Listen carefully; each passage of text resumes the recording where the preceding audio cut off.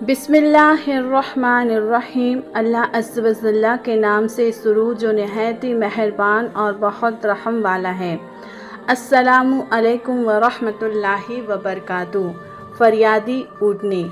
हज़रत मोहम्मद मुस्तफ़ा सल्लल्लाहु ताला अलैहि वसल्लम का फरमाने आलिशान है कि हम रास्ते में चल रहे थे कि अचानक एक ऊँटनी दौड़ती हुई आई और सरकार मदीना सल्लल्लाहु ताला अलैहि वसल्लम से फरियाद करने लगी, या रसूल अल्लाह सल्लल्लाहु ताला अलैहि वसल्लम, अल अमान अल अमान अल अमान।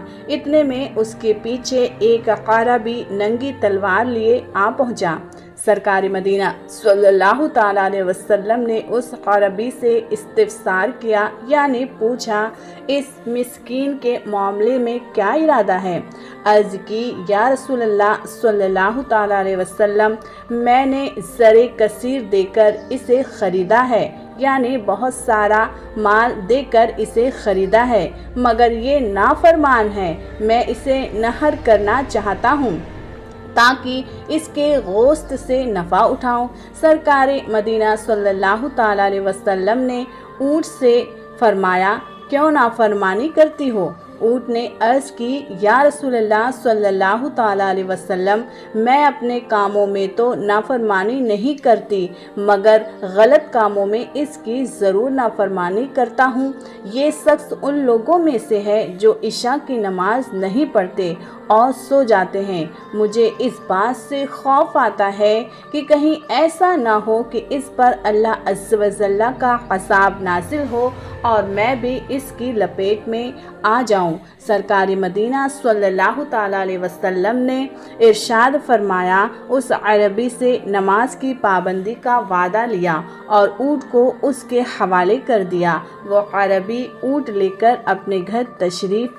इस हदीस पाक से हमें मालूम हुआ कि जानवर भी मदीने के आका सल्लल्लाहु ताला अलैहि वसल्लम के दरबार में फरियाद करते थे और निज़ ये भी दर्ज हासिल हुआ कि खौफ खुदा से रोया करते थे।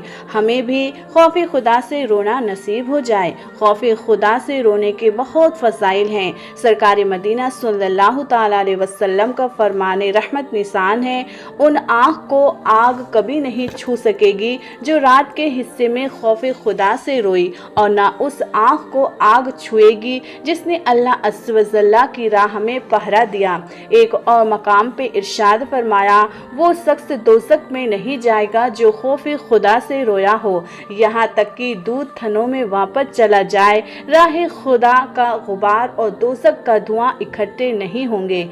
हज़रत सैयदूना अब्दुल्ला बिन अमरो बिन आस रज़ियल्लाहु ताला अन्हु फरमाते हैं कि खौफ खुदा से एक आंसू बहाना मुझे 1000 दिनार खैरात करने से ज़्यादा अजीज़ है। हज़रत सैयदूना औन बिन अब्दुर्रहमान फरमाते हैं कि मुझे ये रिवायत पहुँची है कि खौफ खुदा से बहने वाले आंसू इंसान के जिस हिस्से बदन में लगते हैं वो हिस्सा बदन दोज़ख पर हराम हो जाता है। हज़रत सैयदूना कंदी रहमतुल्लाहि फरमाते हैं, जो खौफ खुदा के सबब निकलने वाले आंसू का कतरा समंदर के बराबर आग को बुझा देता है। खौफ खुदा से रोना हमारे प्यारे आका सल्लल्लाहु ताला अलैहि वसल्लम की सुन्नत मुबारका है। अल्लाह तबारक व तआला हमें भी खौफ खुदा से रोना नसीब फरमाए। आइए अब हमारे मौजू की तरफ चलते हैं, ऊँट का पेशाब पीने का वाक़या। ऊँट का पेशाब पीने का वाक़या। प्यारे आका सल्लल्लाहु ताला अलैहि वसल्लम के प्यारे दीवानों, सही बुखारी और सही मुस्लिम शरीफ में सहाबा इकराम को ऊँट का पेशाब पिलाने का एक अनोखा वाक़या मिलता है कि हुज़ूर पुनः सल्लल्लाहु ताला अलैहि वसल्लम ने चंद सहाबा इकराम को ऊँटों का पेशाब पीने के लिए तजवीज़ फरमाया थे। लिहाजा आप सब के साथ इस नियत से शेयर कर रही हूँ कि आप हजरात बिल्कुल दुरुस्त हकीकत को जान सके, और यह भी बताऊँगी कि हदीस के मुताबिक ऊँट का पेशाब पीना कैसा है। इस हवाले से भी वीडियो में आपको हैरान कर देने वाली जानकारियाँ दी जाएगी। इस वीडियो को आखिर तक लाजमी देखिएगा। आप यह भी जानेंगे कि हिंदू गाय का पेशाब क्यों पीते हैं।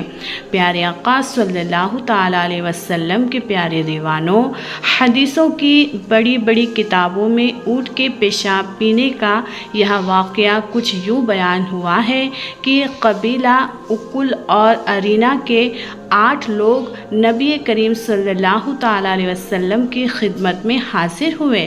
قبیلہ اکل اور ارینا دونوں قبیلوں کے یہاں جو لوگ تھے ان کی کل تعداد 8 تھی۔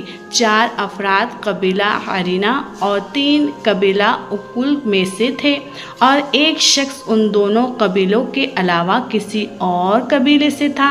چونکہ یہ سارے کے سارے 8 افراد اکٹھے ہی رسول اکرم صلی اللہ تعالی وسلم کی خدمت میں حاضر ہو کر مسلمان ہوئے تھے، اس لیے کسی حدیث میں انہیں اکل قبیلے کے افراد کہا گیا ہے، تو کسی میں ارینا کے اور کسی میں اکل اور ارینا دونوں سے کے کہا گیا ہے، کیونکہ یہ لوگ دوسرے علاقوں سے آئے تھے، اسی لیے انہیں صفا مسجد نبوی میں ٹھہرایا گیا تھا۔ یہاں مدینہ کی آب و ہوا انہیں راس نہ آئی اور یہاں سب بیمار پڑ گئے، بلکہ کچھ روایات میں آتا ہے کہ ان کے بدن پہلے سے ہی کمزور تھے اور وہ بیماری کا شکار تھے، لیکن مدینہ منورہ میں کچھ دن رہنے سے ان کی بیماری میں اور زیادہ اضافہ ہو گیا۔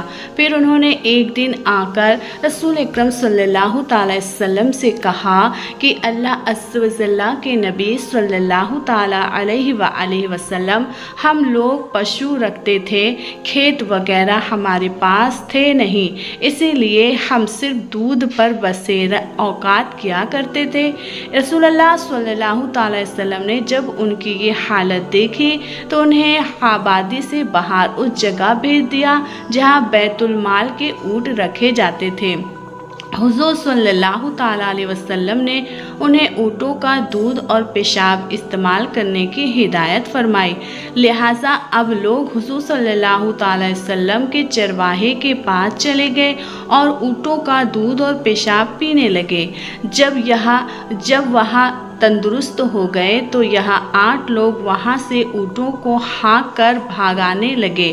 وہاں کے مسلمان چرواہے نے جب ان کو ایسا کرتے دیکھا تو ان کو روکنے کی بھرپور کوشش کی۔ اس پر ان لوگوں نے اس چرواہے کے ہاتھ پاؤں کاٹ دیے اور اس کی زبان اور آنکھ میں گرم سلاخیں ڈال دی، جس سے انہوں نے شہادت پائی۔ حضور پرنوش صلی اللہ تعالیٰ علیہ وسلم کو جب اس خبر کا علم ہوا تو آپ نے انہیں تلاش کرنے کے لیے لوگوں کو بھیجا۔ جب انہوں نے تلاش کر کے لایا گیا تو حضور صلی اللہ تعالیٰ علیہ وسلم کے حکم سے ان کے بھی ہاتھ اور پاؤں کاٹ دیے گئے اور ان کی آنکھوں میں گرم سلائی دی گئی، یعنی جس طریقے سے انہوں نے حضور صلی اللہ تعالیٰ علیہ وسلم کے چرواہے کو شہید کیا تھا، اسی طریقے سے حضور صلی اللہ تعالیٰ علیہ وسلم نے ان سے بدلہ لے لیا۔ محمد ابن سیرینی رحمۃ اللہ تعالیٰ علیہ بیان کرتے ہیں کہ یہ حدود کے نازل ہونے سے پہلے کا واقعہ ہے کہ جیسا انہوں نے چرواہے کے ساتھ کیا تھا بالکل ویسا ہی ان کے ساتھ بھی کیا گیا تھا۔ یہاں 8 لوگ اصل میں ڈاکو اور راہ جن تھے جو کہ مدینہ میں آ کر مسلمان ہو گئے تھے، مگر ان کی اصل حسرت کہا جانے والی تھی۔ موقع پایا تو پھر ڈاکہ مارا، خون کیا اور اونٹوں کو لے گئے اور اسی کے بدلے میں انہیں یہ سزا دی گئی۔ حضور پرنوش صلی اللہ تعالیٰ علیہ وسلم نے اس کے بعد صحابہ اکرام کو صدقہ کرنے کا حکم دیا اور مسئلہ یعنی مقتول کی لاش بگاڑنا اور تکلیف دے کر اسے قتل کرنے سے منع فرمایا۔ پیارے آقا صلی اللہ تعالیٰ علیہ وسلم کے پیارے دیوانوں، اب آپ لوگوں کو اونٹ کے پیشاب پینے کی حکمت تو واضح کر دوں کہ یہ وہ ڈاکو پیٹ یا پھوڑے میں پانی بھرنے والی بیماری میں مبتلا تھے، اسی لیے حضور صلی اللہ تعالیٰ علیہ وسلم نے ان کے لیے اونٹنی کے دودھ اور پیشاب کو ملا کر پینے کی دوا تجویز فرمائی تھی، یہاں تک کہ اسے ہی پی کر وہ لوگ درست ہو گئے۔ اس نسخے کو آج میڈیکل سائنس بھی تسلیم کر رہی ہے۔ ڈاکٹر خالد غزنوی اپنی کتاب اضال نبوی میں یہ جدید شائن میں تحریر کرتے ہیں کہ ہمارے پاس اس طرح کے مریض لائے گئے، عموماً 4 سال سے کم عمر کے بچے اس بیماری کا شکار تھے۔ ہم لوگوں نے محمد صلی اللہ تعالیٰ علیہ وسلم کی اس حدیث پاک پر عمل کیا، اونٹنی کا دودھ اور پیشاب منگوایا اور دونوں کو ملا کر ان دونوں بچوں کو پلا دیا۔ کچھ ہی عرصے بعد ان کے پھیپھڑے اور پیٹ کا سارا پانی پیشاب کے ذریعے باہر آ گیا اور بچے صحت یاب ہو گئے اور آج وہ جوان ہیں۔ بلکہ ڈاکٹر فاتن عبد الرحمن، جن کا شمار سعودی عرب کے قابل سائنس دانوں میں ہوتا ہے، وہ میڈیکل ڈاکٹر تو نہیں ہیں، لیکن اسی عادی سے متاثر ہو کر انہوں نے اس پر ریسرچ کا کام شروع کیا اور اونٹنی کے دودھ اور پیشاب کو ملا کر کینسر سے متاثر مریضوں کو پلایا۔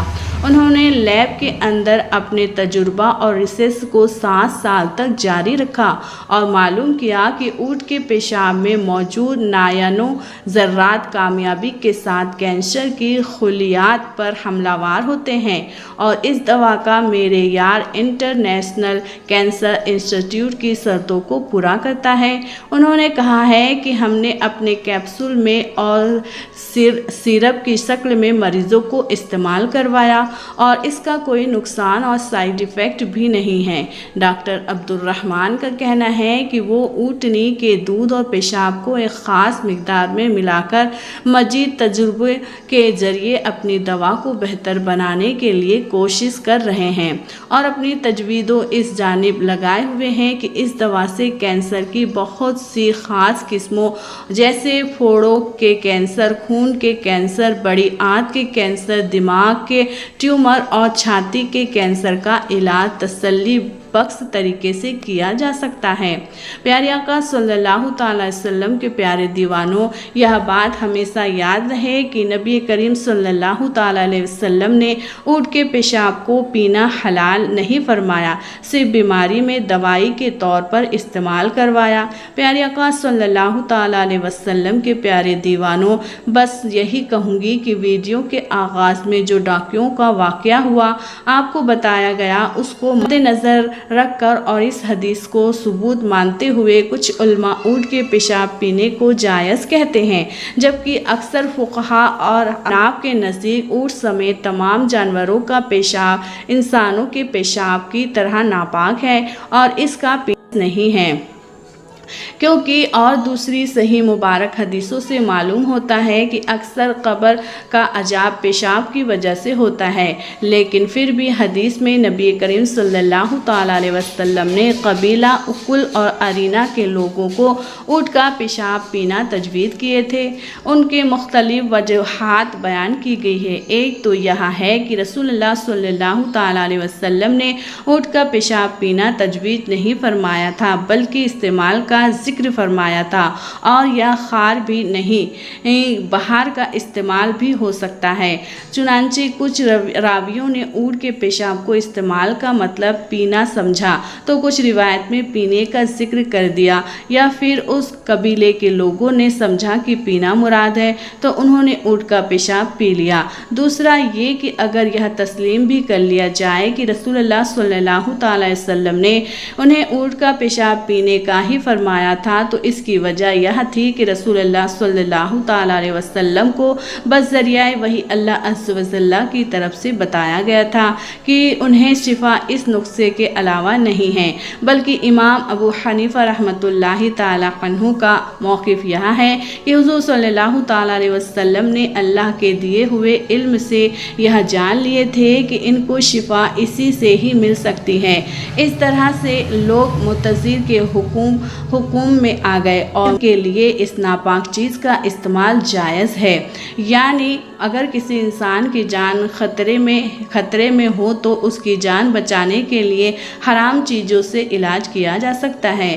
اس حدیث پاک میں عام حکم نہیں ہے کہ کوئی بھی شخص کے پیشاب سے علاج کرے، جیسا کہ کچھ لوگوں نے سمجھا ہے، بلکہ یہ ایک خاص واقعہ ہے، اور اگر واقعتاً ایسی اضطراری اور گمبھیر صورت حال پیش آ جائے، یعنی کوئی جائز حلال دوا نہ ہو اور مرض ناقابل برداشت बर्दाश्त हो और इसके अलावा मुसलमान दीनदार माहिर डॉक्टर यकीनी तौर पर यह कहें कि फ़लाँ नापाक या हराम चीज़ों में ही शिफा यकीनी है, तो शदीद ज़रूरत की हालत में ऐसी इलाज की गुंजाइश होती है। इसी तरह हालत इजतिरार में शरीयत ने मुर्दार के इस्तेमाल की भी ज़रूरत के मुताबिक इस्तेमाल की इजाज़त दी है, यानी ये इजाज़त आम हालात के एतबार से नहीं है। जैसे कि अगर शराब के अलावा कुछ खाने या पीने को ना हो और जान जाने का भी अंदेशा हो, तो जहाँ जान बचाने के लिए बक़द्रे ज़रूरत शराब पीने की इजाज़त भी हो जाती है। कुछ लोग ऊँट के पेशाब से इलाज वाली इस हदीस को हिंदुओं का गाय का पेशाब पीने से मिलाते हैं। हालांकि हिंदुओं का गाय का पेशाब पीना गाय को मुबारक के तौर पर मानने का एक बाकायदा मसला अलग है, ना कि किसी ख़ास बीमारी की वजह से है। इस्लाम में ना तो ऊँट को मुक़द्दस जानवर समझा जाता है और ना ही इसके पेशाब को बाबरकत समझकर हर चीज़ पर छिड़कने या इस्तेमाल करने का कोई तसव्वुर है, और इसी तरह ना इसका ताल्लुक़ किसी इबादत और दीन के हिस्से से है। हदीस पाक में ऊँट के पेशाब का इस्तेमाल सिर्फ एक दवा के तौर पर कराया गया है, इससे बढ़कर कुछ नहीं है, और बग़ैर से इलाज भी इसे लाजिम करार नहीं दिया गया है। जबकि तबीयत माइल ना हो और वो ना पीना चाहे तो इसको किसी के लिए लाजमी करार नहीं दिया गया है, और ना ही इस पर अमल ना करने वाले के लिए कोई सज़ा सुनाई गई है, और ना ही फिर किसी और को इसका इलाज बताया, और ना ही बाद में भी इस तरीके के इलाज को कभी सुन्नत समझा गया। आजकल हर काम और नजिस चीज़ों से इलाज आम है। हज़ारों दवाओं में से ऐसे केमिकल इस्तेमाल होते हैं जो इंतहाई नजिस चीज़ों से हासिल किए जाते हैं। यह तो इस्लाम की खूबी है कि उसने पहले दिन से ही इस चीज़ की गुंजाइश रखी है कि इंतहाई ज़रूरत के वक्त इलाज में किसी नजिस और फ़ायदेमंद चीज़ को इस्तेमाल किया जा सकता है। हर चीज़ को हर हाल में हराम करार देना इंसान को बिला वजह की तंगी और सख्ती में मुब्तला नहीं किया जा सकता। हैरत होती है कि इस्लाम की इस खूबी पर भी लोग एतराज़ करते हैं और उल्टा इस्लाम के लिए इसे एक ख़राबी और ताने की बात बना देते हैं। अल्लाह तबारक व तआला हमें दीन इस्लाम की सही अहकाम अता फरमाए। मेरा कहना और आपका सुनना दोनों मंजूर और मकबूल फरमाए। आमीन आमीन बिज़ाहिल नबील आमीन सल्लल्लाहु तआला अलैहि वसल्लम। प्यारे आका सल्लल्लाहु तआला अलैहि वसल्लम के प्यारे दीवानों, अगर वीडियो अच्छी लगी हो तो लाइक करें, चैनल को सब्सक्राइब करें और प्यारे रब्बी असीम के नामों में से एक नाम कमेंट्स में ज़रूर लिखें। जज़ाकल्लाहु खैर।